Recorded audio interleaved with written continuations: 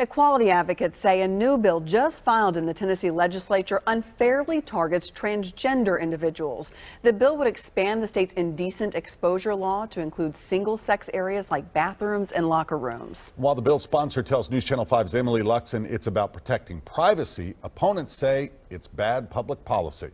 This is another story that's new at 10.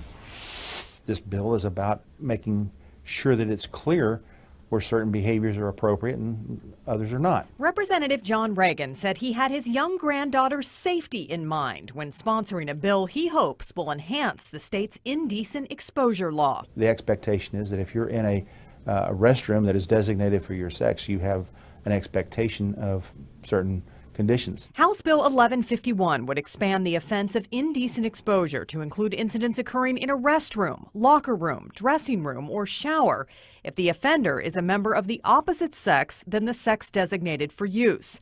But LGBTQ advocates are focused on one section of the bill that says in part, gender dysphoria, gender confusion, or similar conditions do not serve as a defense to the offense of indecent exposure. This bill is picking on a group that's already heavily picked on. Executive Director of the Tennessee Equality Project, Chris Sanders, says under the bill, a transgender man could be charged with a misdemeanor for using the men's restroom, since Tennessee law doesn't allow transgender individuals to change the gender on their birth certificate. This is really about criminalizing transgender people in certain kinds of public spaces. It doesn't target them.